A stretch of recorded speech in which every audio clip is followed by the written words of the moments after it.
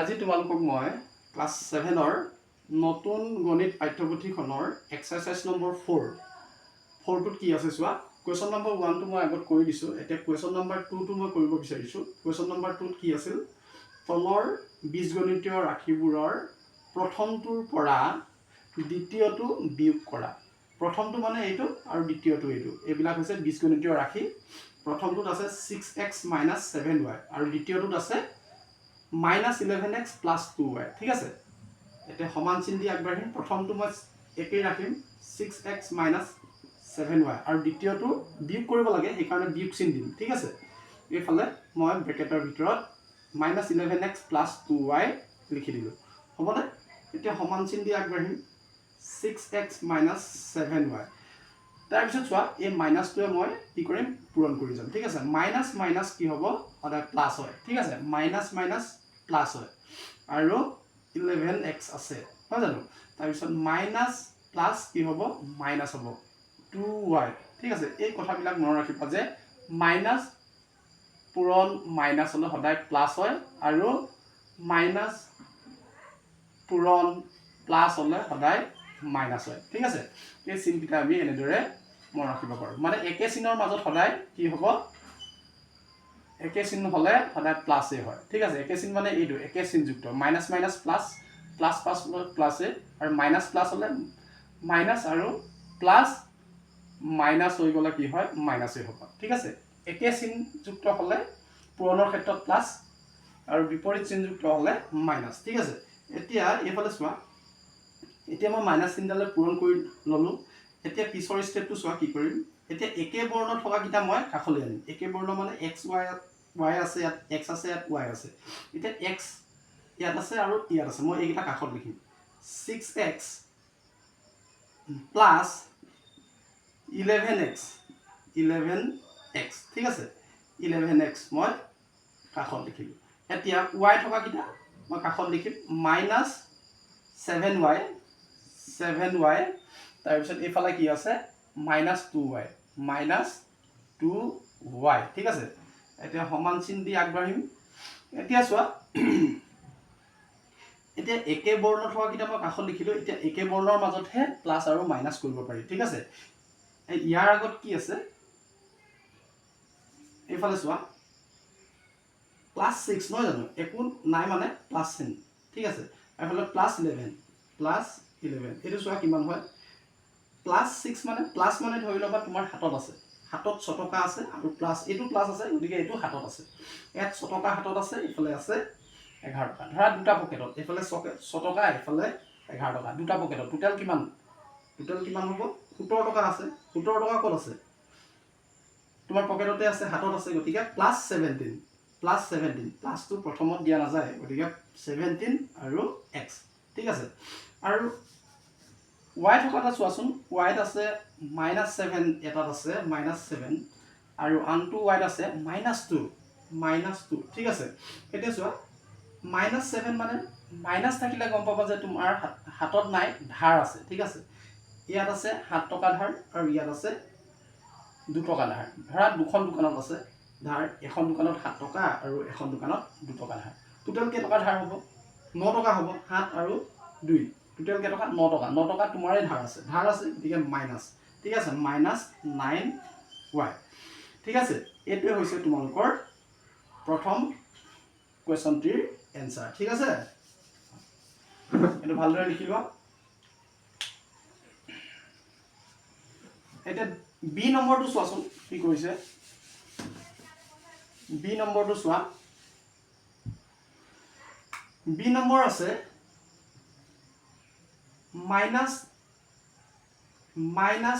-10p + 12q, 15p + 6q। এইটো প্ৰথমটো আৰু এইটো দ্বিতীয়টো আমি বিয়োগ কৰিম প্ৰথমটোৰ পৰা, গতিকে আকৌ সমান চিন দি আগবাঢ়িম -10p + 12q। ঠিক আছে, এতিয়া যিহেতু এইটো বিয়োগ কৰিব লাগে, গতিকে ইয়াত মাইনাছ চিন আৰু এইফালে এইটো মই ব্ৰেকেটত লিখিব লাগে গৈ আছোঁ 15p + 6q। ঠিক আছে, এতিয়া সমান চিন দি আগবাঢ়িম। প্ৰথমটো একে ৰাখিম -10p + 12 কিউ ঠিক আছে এতিয়া চোৱা ইয়াৰ আগত একো নাই মানে প্লাছ চিন থকা ঠিক আছে ইয়াৰ আগত একো নাই মানে প্লাছ চিন থকা গতিকে মাইনাছে প্লাছে মাইনাছ 15p 15p এতিয়া চোৱা মাইনাছ আৰু প্লাছ বিপৰীত চিনযুক্ত হ'লে সদায় কি হয় মাইনাছ হয় মাইনাছ 6q হয় এতিয়া কি কৰিম ইয়াৰ পিছৰ ষ্টেপটো কি আছিলে আমি যে একে বৰ্ণ থকা কিটা আমি কাষত লিখিম ঠিক আছে ইয়াত p আছে ইয়াত q আছে আৰু ইয়াত p ইয়াত q এতিয়া চোৱা p আছে ইয়াত গতিকে এটোত p আছে মই এটো ইয়াৰ কাষত লিখিম প্ৰথমটো একে লিখিম -10p আৰু এটো কাষলৈ আনিম -15p ঠিক আছে আৰু এফালে কি আছে প্লাছ 12q আৰু q টো ইয়াত আছে -6q আৰু এফালে কিমান হ'ব এতিয়া চোৱা -10p আৰু এফালে কিমান আছে -15p এতিয়া কিমান হ'ব -10p -15p এটো চোৱা -10 মানে কি তোমাৰ কি আছে তোমাৰ আছে ধাৰ 10 টকা ইফালে ধাৰ 15 টকা আছে টোটাল ধাৰ কিমান 25 টকা নহব জানো 10 টকা আৰু 15 টকা দুইটা ধাৰ আৰু দুইফালে মাইনাস আছে গতিকে ধাৰে তোমাৰ কিমান আছে 25 টকা গতিকে ইয়াত কি লিখিম -25p লিখিম নহয় জানো এফালে কিমান লিখিম -25p ঠিক আছে এতিয়া চোৱা কিউ থকা কিটা চোৱা ইয়াৰ আগত কি আছে ইয়াৰ আগত আছে +12 আৰু ইয়াৰ আগত আছে -6 এতিয়া চোৱা এতিয়া কি হৈ আছে জাননে দুইটা বিপৰীত চিনযুক্ত হলে সদায় মাইনাসে কৰিম হা মাইনাস কৰিম কিন্তু এনেকেও ভাবিব পাৰা যে তোমাৰ হাতত আছে 12 টকা হাতত আছে মানে তোমাৰ পকেটত আছে তোমাৰ নিজৰ ধন 12 টকা আৰু এফালে -6 মানে তোমাৰ ধাৰ আছে দোকানত দিব লগিয়া আছে 100 টকা কৰ পৰা দিব লাগিব তোমালোকৰ হাতৰ পৰা দিব লাগিব তোমাৰ টকাৰ ধনৰ পৰা দিব লাগিব নহয় জানো গতিকে তোমাৰ ওচৰত 12 টকা আছে 12 টকাৰ পৰা 100 টকা দি দিয়াচোন 100 টকা দি দিলে কিমান থাকিব তোমাৰ হাতত আৰু 100 টকা থাকি যাব 100 টকা থাকি যাব গতিকে +6 গতিকে ইয়াত কিমান হ'ব +6 আৰু এফালে কিউ আছে গতিকে কিউ আৰু এনেকেও ৰাখিব পাৰা গতিকে ডাঙৰটো আগত প্লাছ চিন থকাৰ কাৰণে ইফালে প্লাছ তেনেকেও ভাবিব পাৰা ঠিক আছে বা মই ক'লোৱে যে এটো প্লাছ চিন থাকিলে সদায় হাতত থাকে আৰু মাইনাস চিন থাকিলে তোমাৰ ধাৰ থাকে গতিকে হাতত থকা পৰিমাণটো বেছি গতিকে আকৌ হাতত থাকি যাব ধাৰ পৰিমাণটো 100 টকা আছিল ইফালে 12 টকা তোমাৰ হাতত গতিকে 12 টকাৰ পৰা তুমি 100 টকা ওলাই দিলা গতিকে ইমান দিলা 100 টকা থাকি গল তোমাৰ হাতত থাকি গল গতিকে প্লাস হল ঠিক আছে এইটোৱে তোমালোকৰ বি নম্বৰটোৰ উত্তৰ এতিয়া সি নম্বৰটো চোৱা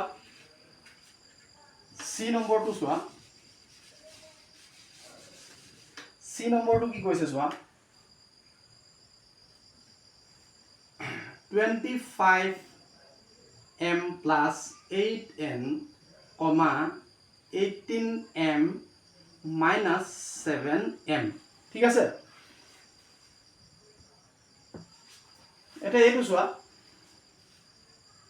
সমান চিন দি আগবাঢ়িম প্ৰথমটো এইটো দ্বিতীয়টো এইটো আৰু বিয়োগ কৰিব লাগে প্ৰথমটো একে ৰাখিব লাগিব 25m plus 8n ঠিক আছে আৰু এটা কি হ'ব মাইনাস আৰু এখিনি মই ব্ৰেকেটত লিখিম সদায় এইটোৱে কাম কৰিবা এটো মই ব্ৰেকেটত লিখিলো ঠিক আছে এতিয়া সমান চিন দি আগবাঢ়িম এতিয়া কি কৰিম এতিয়া মই প্ৰথমটো একে ৰাখিম এটো একে ৰাখিলো 25m plus 8n আৰু এফালে চোৱা মাইনাসটো মই কি কৰিম পূৰণ কৰি যাম মাইনাস ইয়াত আছে প্লাস একো নাই মানে প্লাস থকা মাইনাস প্লাস সদায় মাইনাস হয় মই কৈ আছো যে বিপৰীত চিনযুক্ত হলে সদায় মাইনাস চিন দিব লাগিব আৰু একে চিন চোৱা মাইনাস আৰু মাইনাস একে গতিকে একে চিন হলে সদায় প্লাস হয় এটো কিমান হ'ব 7n ঠিক আছে এতিয়া কি কৰিম এতিয়া মই ইয়াত m আছে n আছে m আছে n আছে মই কি কৰিম একে বৰ্ণ থকা পদ বিলাক মই উচৰাচুৰকে লিখিম 25m আৰু এইটি পদ চোৱা -18m কাষত লিখিলো ঠিক আছে আৰু এটো +8n এই পদটি মই ইয়াৰ কাষত লিখিলো 7n ঠিক আছে সমান চিন দি আগবাঢ়িম এতিয়া চোৱা m আৰু m একে বৰ্ণ নহয় গতিকে ইয়াৰ মাজত আমি প্লাস মাইনাস কৰিব পাৰিম কৰিব পাৰিম এইটো আছে +25 আৰু ইফালে আছে -18 এইটো চোৱা কি কৰিম +25 মানে তোমাৰ হাতত আছে বা পকেটত আছে তোমাৰ টকা আৰু এইফালে -18 মানে তোমাৰ দোকানখনত ধাৰ লাগি আছে গতিকে ধাৰ লগা টকাটো তুমি দি দিয়া হাতত টকাৰ পৰা দি দিয়া 25 টকাৰ পৰা 18 টকা দি দিয়াচোন কিমান হ'ব 7 টকা থাকি যাব 7 টকা ক'ত থাকিব তোমাৰ লগত থাকি যাব গতিকে কি হ'ব এইটো প্লাস হ'ব তোমাৰ লগত থাকি যাব নহয় জানো 7m পাই গ'ল ঠিক আছে আৰু ডাঙৰটো আগত প্লাস থকাৰ কাৰণে প্লাস এনেকৈও ভাবিব পাৰি ঠিক আছে এইটো হৈছে এতিয়া চোৱা এইটো চোৱা +8 আছে আৰু কি আছে +8 আৰু ইফালে আছে +7 +8 +7 এইটো চোৱা দুইটা ক'ত আছে তোমাৰ হাততে আছে 8 টকা এটা পকেটত আছে 7 টকা টোটাল তোমাৰ পকেটত কিমান আছে তোমাৰ লগত কিমান আছে তোমাৰ লগত আছে 15 টকা 8 হাতে 15 নহয় জানো আৰু কি আছে প্লাস হ'ব কিয় তোমাৰ হাতত আছে যেহেতু গতিকে +15m এইটোৱে তোমালোকৰ সি নম্বৰটোৰ উত্তৰ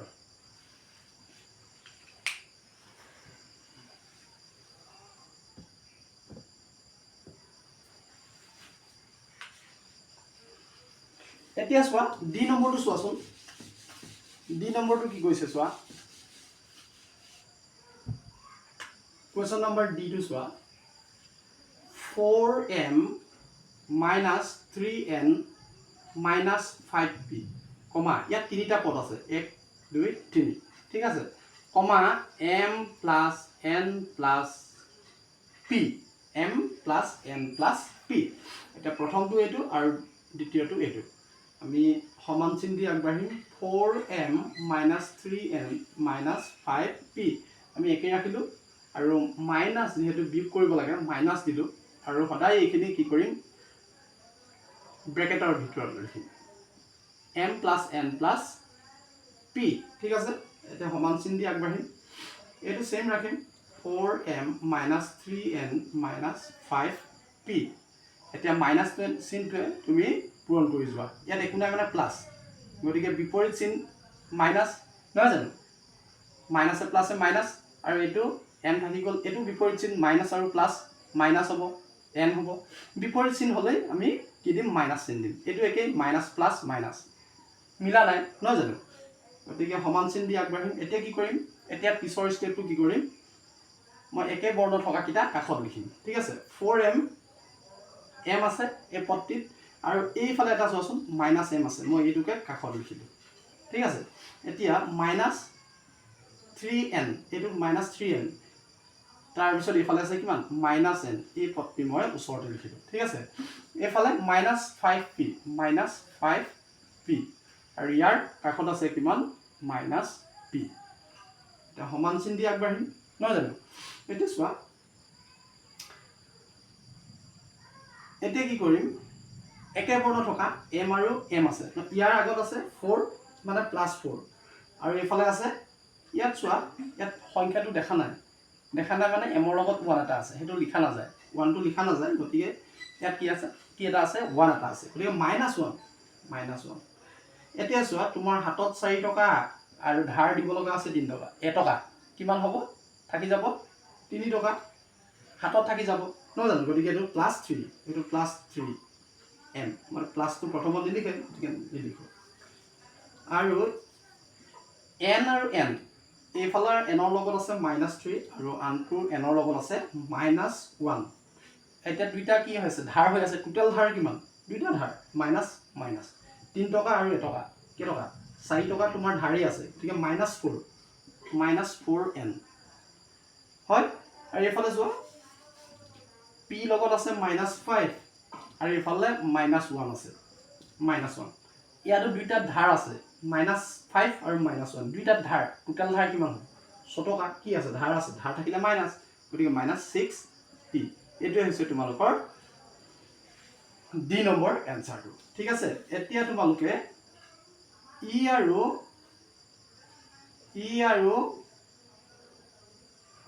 f টো তোমালোকে কৰি চাবাচোন এইদৰে কৰিবা ঠিক আছে হ'ব ঠিক আছে থ্যাংক ইউ